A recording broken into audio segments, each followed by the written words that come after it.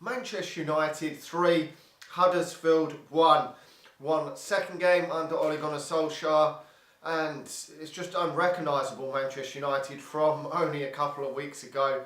So much better from Manchester United, playing on the front foot, and people are excited again to watch Manchester United play, and it's just happy days, to be honest. I mean, you're looking the difference a new manager has brought to Manchester United. There's nothing real spectacular about obviously what Ollie's probably done coming into Manchester United. I mean, he's not.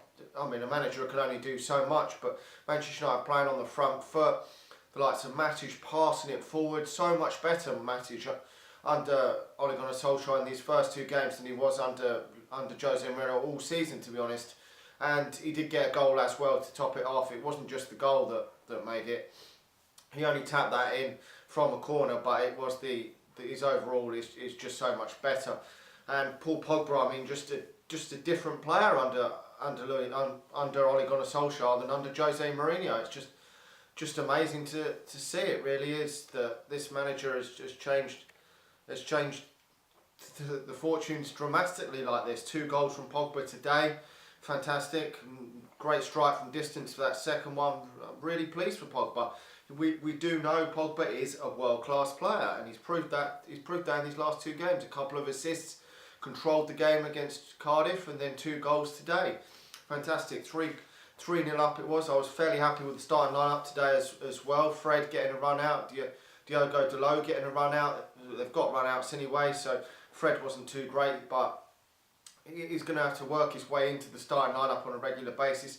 He did bring the other 2 players on second half, Herrera and Ashley Young, who he used in that previous game. He started against Cardiff, but it was nice to also see Angel Gomez come off the bench. We haven't seen him for a long time for Manchester United, and under Jose Mourinho there just seemed no hope that these players were ever getting a look in. They were occasionally getting on the substitutes bench, but even that was very rare, like Garner and Greenwood did against Valencia, but they weren't even coming off the bench, and it's just annoying. I mean, Manchester United would have to be sort of 4-5-0 up, which was never happening under Jose Mourinho, from Mourinho to bring off the bench for like 2 minutes. It's just fucking crazy. And Ole Gunnar Solskjaer said that it doesn't matter how old you are, if he thinks you're good enough, you're going to get game time. And obviously this has got a lot to do with Carrick, McKenna and Nicky Butt as to why Angel Gomez is in and around the squad, because I don't know too much of what Ole Gunnar Solskjaer has been watching from the youth team and academy games this season to obviously the under-23s is where Angel Gomez has played most of his football this season, plus a few under-19 games, but I don't know too much how many games Ole Gunnar Solskjaer has actually watched from the youth to determine whether he feels that Angel Gomez is ready to be playing for Manchester United and in good enough form to be stepping into the first team this season. So probably Nicky Butt's had a lot to do with that as well, head of academy, and probably Carrick and McKenna, because I know Carrick was actually at the youth game the other week against Chelsea in the FA Youth Cup. I know Angel Gomez didn't play, but other players like Greenwood and Garner played, so he's probably helping out there as well, along with McKenna, because Ole Gunnar Solskjaer did say he did actually watch that game,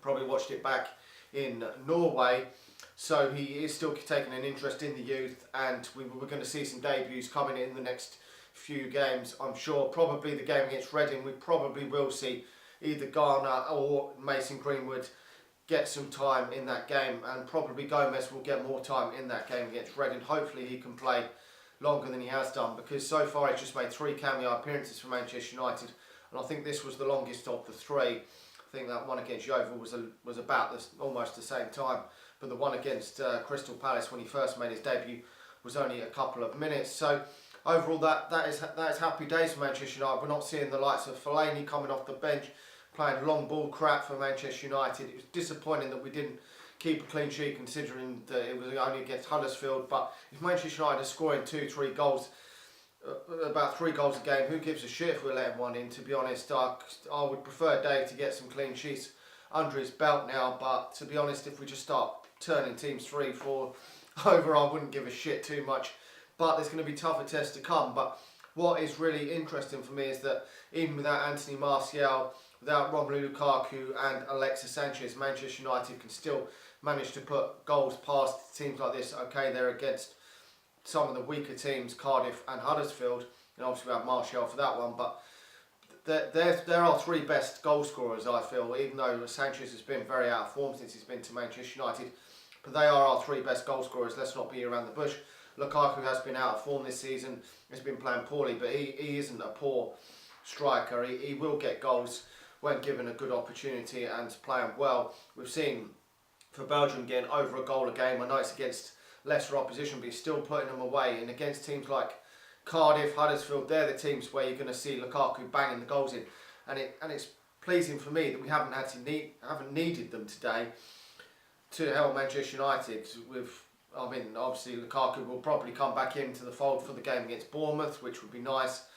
But we haven't seen the other players in the game today, and it's nice. Sanchez should come hopefully back in the new year, so that'd be good. And hopefully Martial isn't too far away. So probably Angel Gomez probably won't play anymore now till that game, which is coming up against Reading. But it was nice to see him get a cameo in this one anyway.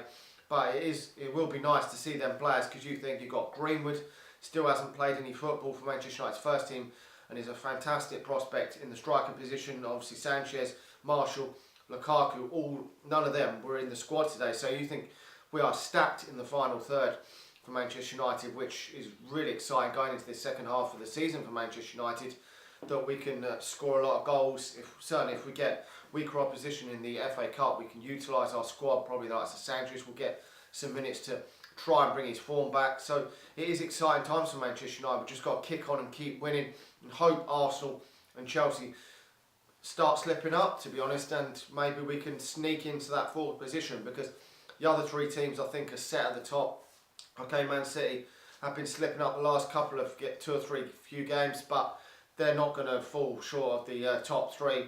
I'm sure of that. You've got Liverpool, who are not going to fall short, and Tottenham are playing very, very well. So we've got to get that fourth spot if Manchester United to qualify for the Champions League next season, and that will mean finishing ahead of Arsenal and Chelsea, which is going to be difficult because we've put ourselves in a real tough position, but we're starting to play a bit better football under Ole Gunnar Solskjaer, even though it's only been 2 games. But there's going to be tougher tests to come for Manchester United, and he's going to have to use his tactical nous in order to get us through games, because we've got Spurs coming up in about 3 or 4 games time, and that's going to be a difficult game. He's really going to have to, that's where he's really going to be earning his money, Solskjaer.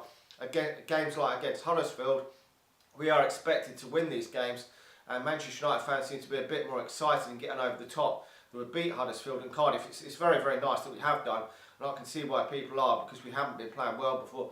But under any manager, we should be beating these teams comfortably anyway. It's just that nobody wanted to play under Jose Mourinho.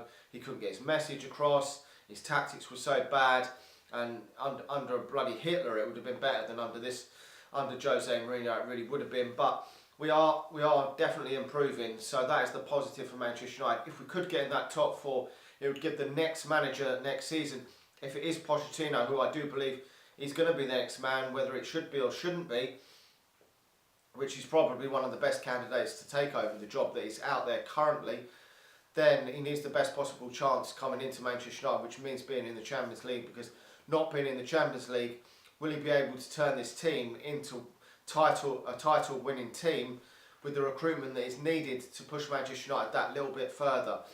That recruitment may be hard to get if Manchester United aren't in the Champions League, because certain top players may still want to come to Manchester United. I mean, we have signed some real top players, the likes of Paul Pogba, Zlatan Ibrahimovic, when we haven't had Champions League football, but we have to really lure them in with big wage packages, and it can be harder. And it's just better for Manchester United if Pochettino is to come in, if Manchester United have Champions League football. And there's still a chance, with the fact that we're starting to play a bit better. I think it's a real outside chance, but we just might as well have a go at it and see where it goes, because we've still got half a season to go for Manchester United, plus the cup competitions. So there's no point in just throwing this season under the bus. It was a good job we sacked Jose Mourinho just in time to maybe salvage a bit of pride this season and some excitement in the season. If we'd left it any longer, the top 4 race would have been 100% gone, and we would have been out the FA Cup and out the Champions League, and would have had nothing left at all to play for. Anyway, like the video, subscribe to the channel if you're new, and I'll talk to you all again soon. See ya.